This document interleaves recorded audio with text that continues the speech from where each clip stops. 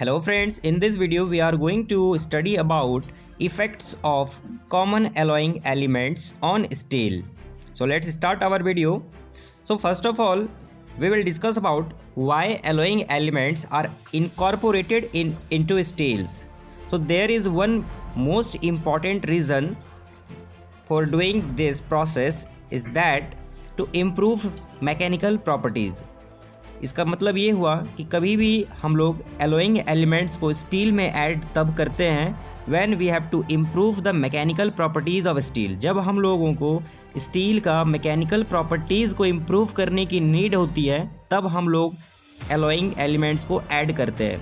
सो अभी हम लोग वन बाय वन सभी एलोइंग एलिमेंट्स का क्या फंक्शन रहता है, उसका क्या काम है स्टील में, जब हम उसको ऐड करते हैं तो वो हम लोगों को क्या बेनिफिट होता है उसको ऐड करने से, सारी चीज़ों को हम लोग आगे डिस्कस करते हैं। So let's start. तो सबसे पहले हम लोग ज़रा डिस्कशन करते हैं व्हाट इज़ स्टील। स्टील होता क्या है? Bye definition steel is a combination of iron and carbon. Friends, steel जो है वो एक एलॉय होता है जिसमें मेजरली जो है आयरन हमारा कंस्टिट्यूएंट होता है और कार्बन होता है। तो by definition steel is a combination of iron and carbon. Steel is alloyed with various elements to improve physical properties and to produce unique properties such as resistance to corrosion or heat. Specific effect of the addition of such elements are outlined below. So now हम लोग one by one सभी allowing elements का proper function को समझते हैं। Okay, तो सबसे पहले हम लोग डिस्कस करते हैं कार्बन का functions. Okay, carbon is the most essential constituent of steel. Carbon का क्या फंक्शन रहता है? It raises tensile strength, hardness and resistance to wear and abrasion. अब यहाँ पे आपको एक चीज़ ध्यान से समझना है, कार्बन जो होता है टेंसाइल स्ट्रेंथ को इम्प्रूव करता है, इंक्रीज़ करता है, लेकिन कंप्रेसिव स्ट्रेंथ को वो डिक्रीज़ करता है। ठीक है, उसके बाद फंक्शन क्या होता है? It lowers ductility, toughness and machinability. अब इसके बाद हम लोग बात करते हैं क्रोमियम के फंक्शंस के बारे में। देखिए क्रोमियम क्या करता है? It increases tensile strength, hardness, hardenability, toughness and it improves resistance to wear and abrasion, resistance to corrosion, increases scaling at elevated temperatures. Okay, next देखते हैं, आता है हमारा कोबाल्ट। कोबाल्ट क्या काम करता है? It increases strength and hardness and permits higher quenching temperatures and increases the red hardness of high speed steel HS steel.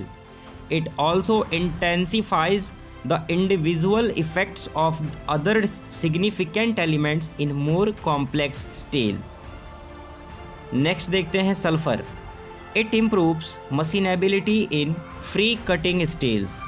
machinability को ये improve करता है, but without sufficient manganese it produces brittleness at red heat। तो ये आपको point ध्यान रखना है। it decreases weldability, impact toughness and ductility। ये सल्फ़र को जब हम लोग स्टील में ऐड करते हैं तो ये टफनेस को प्रदान करता है, डक्टिलिटी इम्पैक्ट करता है। Okay, and also it decreases weldability.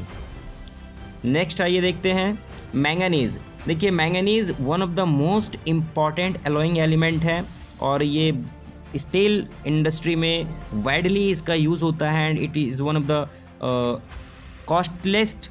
Okay, it is the one of the costly alloying element. Okay, और डीऑक्सीडाइज़र के तौर पे ये काम करता है। Manganese is a good deoxidiser and degasifier and react with sulfur to improve forgeability.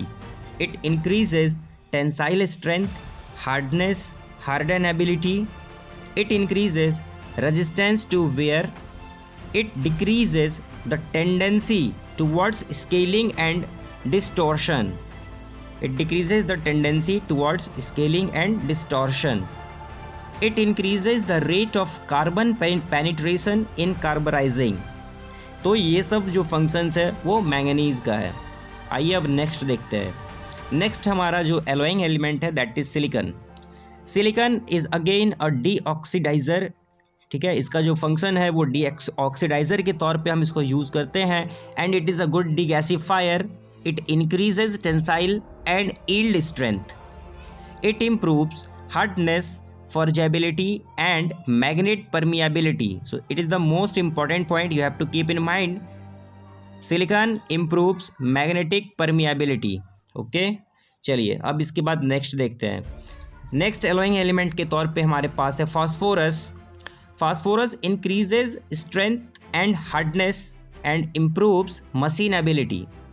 However it adds marked brittleness और cold shortness to steel. So it is the important function of phosphorus. So again these points have to keep in mind. Our next alloying element is copper. Copper in significant amount is detrimental to hot working steels. Copper negatively affects forge welding but does not seriously affect arc or oxyacetylene welding. Copper can be detrimental to surface quality. Copper is beneficial to atmospheric corrosion resistance when present in amounts exceeding 0.2%. Weathering steels are sold having greater than 0.2% copper. So these points are important as copper alloying element. Now we have vanadium.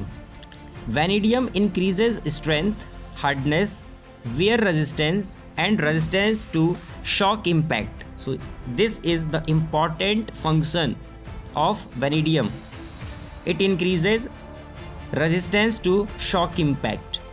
It retards grain growth, permitting higher quenching temperatures.